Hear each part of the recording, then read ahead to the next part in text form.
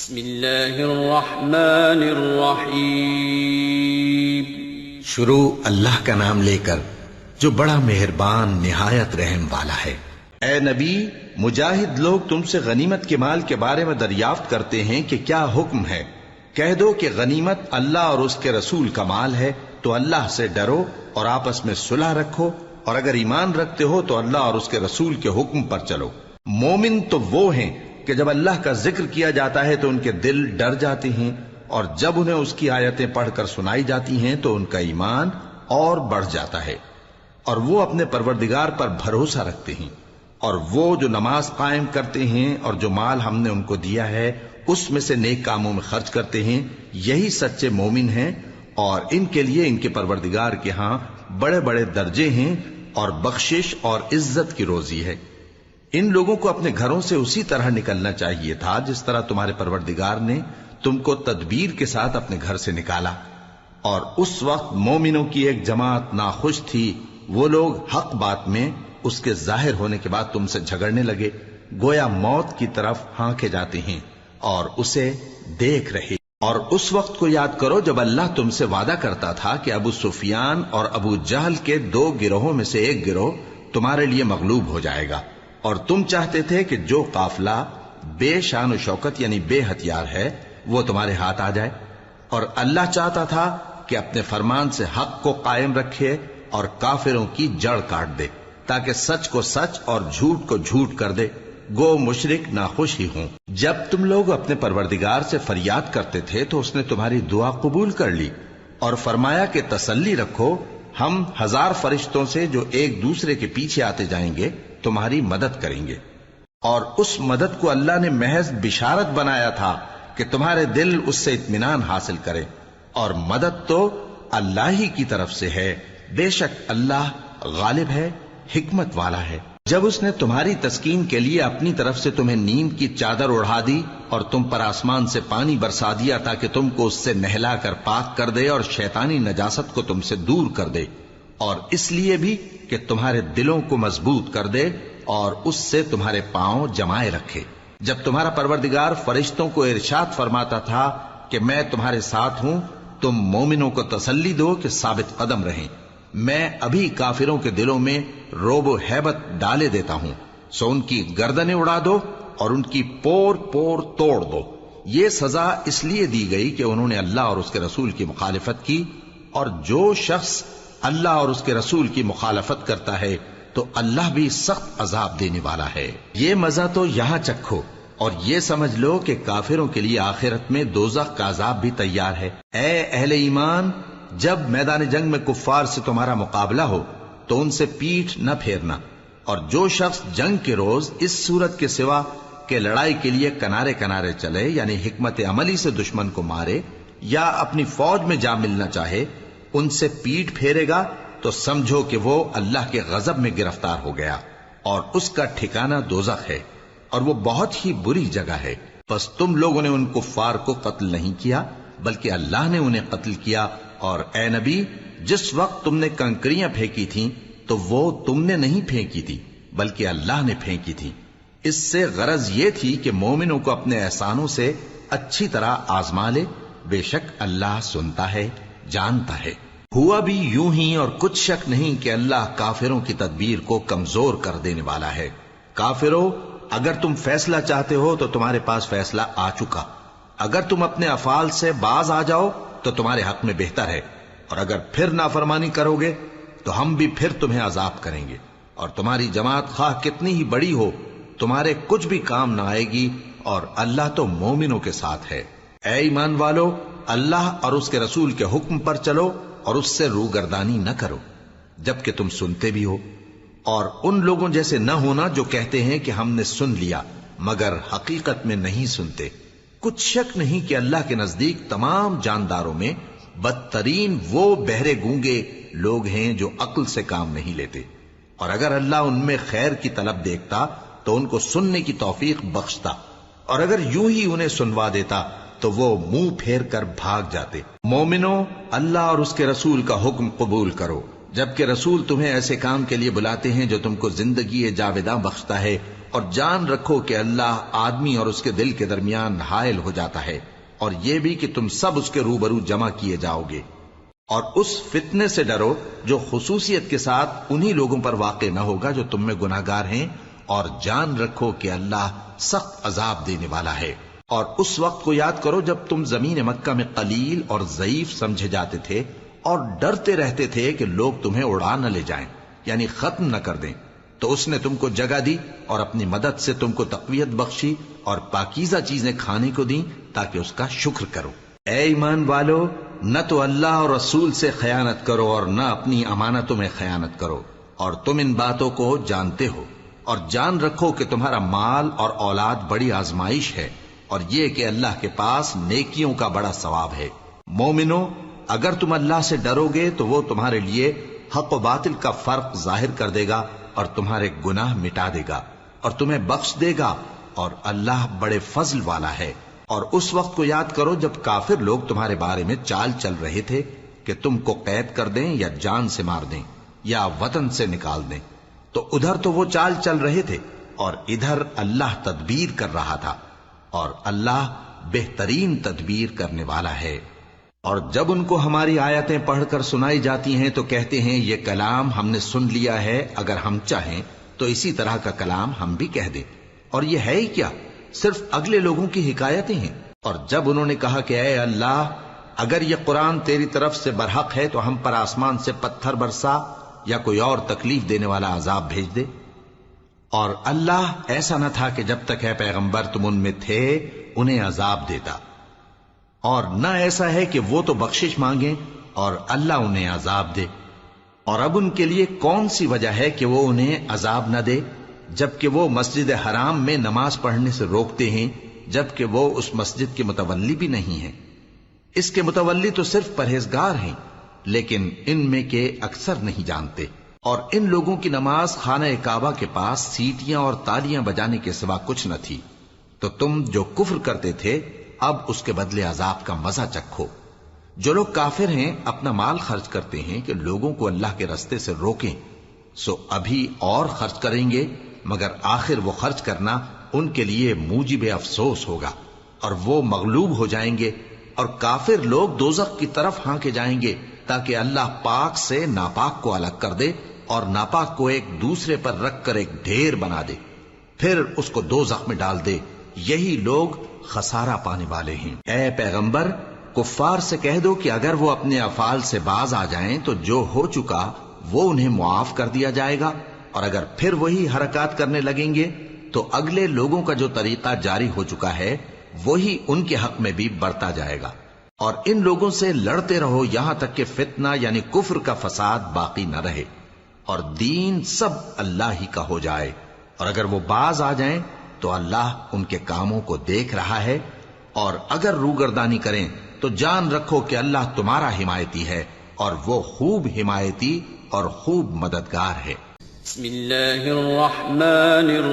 الرحیم۔ شروع اللہ کا نام لے کر جو بڑا مہربان نہایت رحم والا ہے۔ اور جان رکھو کہ جو مال غنیمت تم کفار سے حاصل کرو اس میں سے 5واں حصہ اللہ کا اور اس کے رسول کا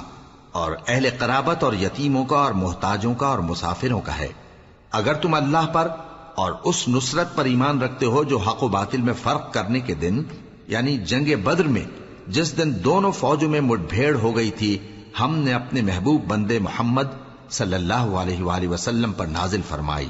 اور اللہ ہر چیز پر قادر ہے۔ جس وقت تم مدینے سے قریب کے ناکے پر تھے اور کافر دور کے ناکے پر، اور قافلہ تم سے نیچے اتر گیا تھا، اور اگر تم جنگ کے لیے آپس میں قرارداد کر لیتے تو وقت معین پر جمع ہونے میں تقدیم و تاخیر ہو جاتی، لیکن اللہ کو منظور تھا کہ جو کام ہو کر رہنے والا تھا اسے کر ہی ڈالے، تاکہ جو مرے بصیرت پر یعنی یقین جان کر مرے، اور جو جیتا رہے وہ بھی بصیرت پر یعنی حق پہچان کر جیتا رہے۔ اور کچھ شک نہیں کہ اللہ سنتا ہے، جانتا ہے۔ اس وقت اللہ نے تمہیں خواب میں کافروں کو تھوڑی تعداد میں دکھایا تھا، اور اگر بہت کر کے دکھاتا تو تم لوگ جی چھوڑ دیتے اور جو کام درپیش تھا اس میں جھگڑنے لگتے، لیکن اللہ نے تمہیں اس سے بچا لیا، بے شک وہ سینوں کی باتوں تک سے واقف ہے۔ اور اس وقت جب تم ایک دوسرے کے مقابل ہوئے تو کافروں کو تمہاری نظروں میں تھوڑا کر کے دکھاتا تھا اور تم کو ان کی نگاہوں میں تھوڑا کر کے دکھاتا تھا، تاکہ اللہ کو جو کام کرنا منظور تھا اسے کر ڈالے، اور سب کاموں کا رجوع اللہ ہی کی طرف ہے۔ مومنو، جب کفار کی کسی جماعت سے تمہارا مقابلہ ہو تو ثابت قدم رہو اور اللہ کو بہت بہت یاد کرو تاکہ مراد حاصل کر لو، اور اللہ اور اس کے رسول کے حکم پر چلو، اور آپس میں جھگڑا نہ کرنا کہ ایسا کرو گے تو تم بزدل ہو جاؤ گے اور تمہاری ہوا اکھڑ جائے گی، اور صبر سے کام لو کہ اللہ صبر کرنے والوں کا مددگار ہے۔ اور ان لوگوں جیسے نہ ہونا جو اتراتے ہوئے یعنی حق کا مقابلہ کرنے کے لیے اور لوگوں کو دکھانے کے لیے گھروں سے نکل آئے اور لوگوں کو اللہ کی راہ سے روکتے ہیں، اور جو اعمال یہ کرتے ہیں اللہ ان کا احاطہ کیے ہوئے ہے۔ اور جب شیطان نے ان کے اعمال ان کو آراستہ کر دکھائے اور کہا کہ آج کے دن لوگوں میں سے کوئی تم پر غالب نہ ہوگا اور میں تمہارا رفیق ہوں، لیکن جب دونوں فوجیں ایک دوسرے کے مقابل صف آرا ہوئیں تو پسپا ہو کر چل دیا اور کہنے لگا کہ مجھے تم سے کوئی واسطہ نہیں، میں تو ایسی چیزیں دیکھ رہا ہوں جو تم نہیں دیکھ سکتے، مجھے تو اللہ سے ڈر لگتا ہے اور اللہ سخت عذاب کرنے والا ہے۔ اس وقت منافق اور کافر جن کے دلوں میں بیماری تھی کہتے تھے کہ ان لوگوں کو ان کے دین نے مغرور کر رکھا ہے،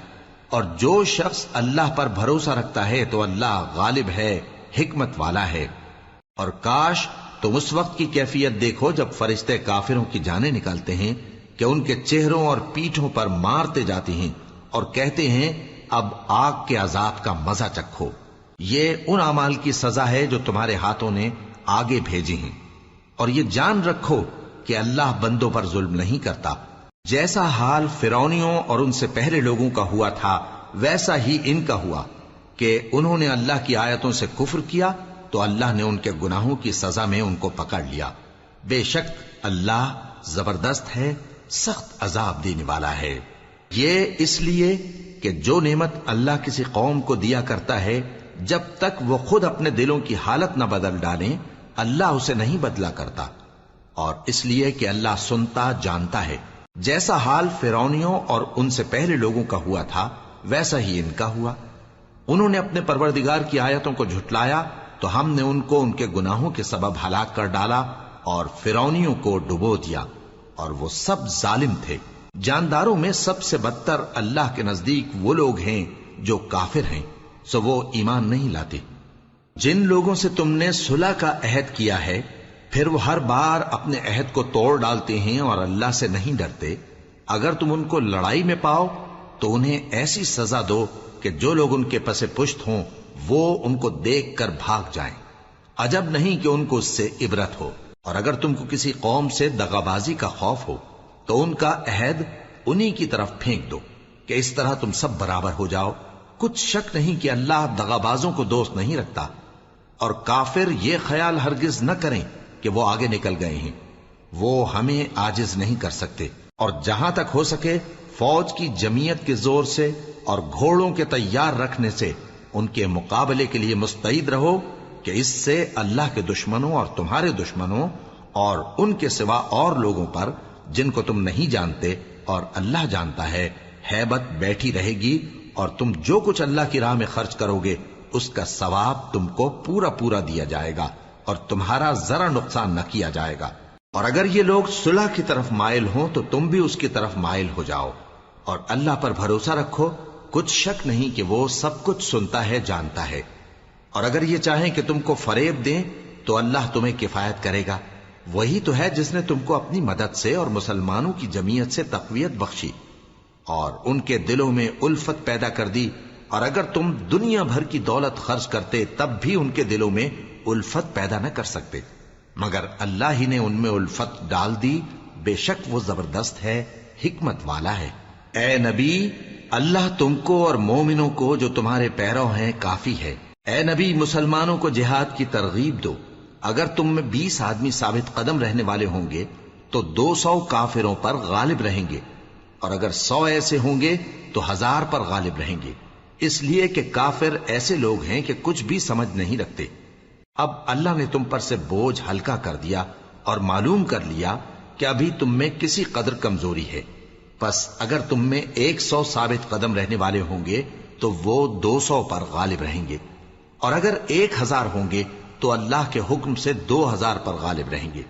اور اللہ ثابت قدم رہنے والوں کا مددگار ہے۔ پیغمبر کو شایع نہیں کہ اس کے قبضے میں قیدی رہیں جب تک کافروں کو قتل کر کے زمین میں کثرت سے خون نہ بہا دے۔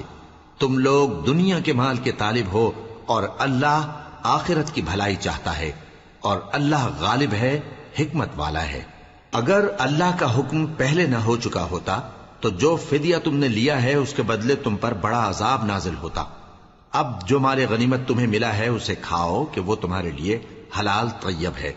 اور اللہ سے ڈرتے رہو، بے شک اللہ بخشنے والا ہے، مہربان ہے۔ اے پیغمبر،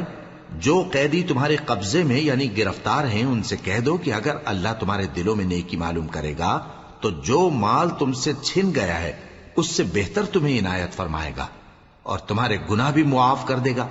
اور اللہ بخشنے والا ہے، مہربان ہے۔ اور اگر یہ لوگ تم سے دغا کرنا چاہیں گے تو یہ پہلے ہی اللہ سے دغا کر چکے ہیں، تو اس نے ان کو تمہارے قبضے میں کر دیا، اور اللہ دانا ہے، حکمت والا ہے۔ جو لوگ ایمان لائے اور جنہوں نے ہجرت کی اور اللہ کی راہ میں اپنے مال اور جان سے لڑے، وہ اور جنہوں نے ہجرت کرنے والوں کو جگہ دی اور ان کی مدد کی، وہ آپس میں ایک دوسرے کے رفیق ہیں۔ اور جو لوگ ایمان تو لے آئے لیکن ہجرت نہیں کی، تو جب تک وہ ہجرت نہ کریں تم کو ان کی رفاقت سے کچھ سروکار نہیں، اور اگر وہ تم سے دین کے معاملات میں مدد طلب کریں تو تم کو مدد کرنی لازم ہے، مگر ان لوگوں کے مقابلے میں کہ تم میں اور ان میں صلح کا عہد ہو مدد نہیں کرنی چاہیے، اور اللہ تمہارے سب کاموں کو دیکھ رہا ہے۔ اور جو لوگ کافر ہیں وہ بھی ایک دوسرے کے رفیق ہیں۔ تو مومنو، اگر تم یہ کام نہ کرو گے تو ملک میں فتنہ برپا ہو جائے گا اور بڑا فساد مچے گا۔ اور جو لوگ ایمان لائے اور وطن سے ہجرت کر گئے اور اللہ کی راہ میں جہاد کرتے رہے، اور جنہوں نے ہجرت کرنے والوں کو جگہ دی اور ان کی مدد کی، یہی لوگ سچے مسلمان ہیں۔ ان کے لیے اللہ کے ہاں بخشش اور عزت کی روزی ہے۔ اور جو لوگ بعد میں ایمان لائے اور وطن سے ہجرت کر گئے اور تمہارے ساتھ ہو کر جہاد کرتے رہے، وہ بھی تمہیں میں سے ہیں۔ اور رشتہ دار اللہ کے حکم کی روح سے